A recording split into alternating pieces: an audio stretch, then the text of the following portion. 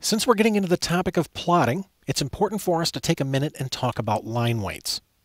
Our line weight setting controls the thickness of our line work when it's printed on paper. In this lesson, we're going to learn how to set line weights. On my screen, I've got a mechanical example. This drawing is essentially finished, but before I print it, I'd like to visit the Layer Properties Manager. And notice that currently, all of the layers in my drawing are set to have a line weight of default. That means when I print this drawing, all of my lines are going to have the same thickness. Typically, we'll use line weights to emphasize more important parts of our drawing. For instance, I would like the geometry of my part to be a heavier line weight than maybe my dimensions. And I'd like my dimensions to be a heavier line weight than maybe my hidden lines or my center lines. Let's make a change. I'm going to click this setting. This brings up my line weight control where I can select from any printable line weight in this list.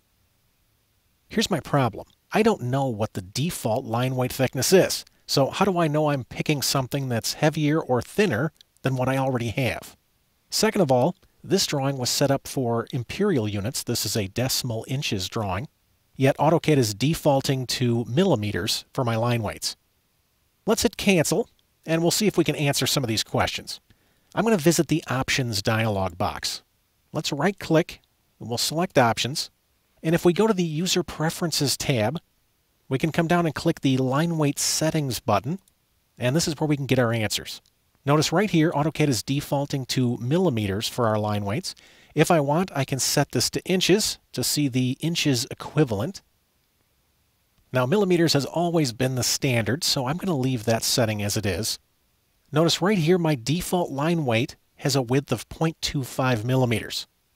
And if I wanted to, I could set the default weight to something else. But for right now, at least we know what that width is.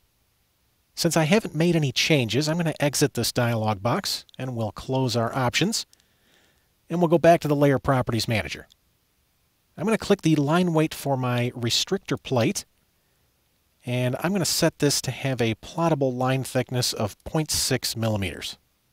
Then I'll change the line weight for my dimensions layer to be a little bit thinner. Maybe we'll go with 0.3, and I'll click OK.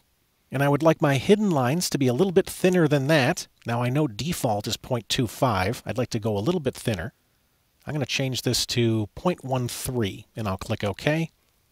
And I'm going to give my center lines the same line thickness. Finally, I don't have to worry about def points because nothing on def points will plot anyway. Likewise, layer 0 has no geometry on it, so I won't worry about changing its line weight setting either. Now that my line weights are set, this drawing is ready to plot. In our next lesson, we'll learn how to put this drawing on paper.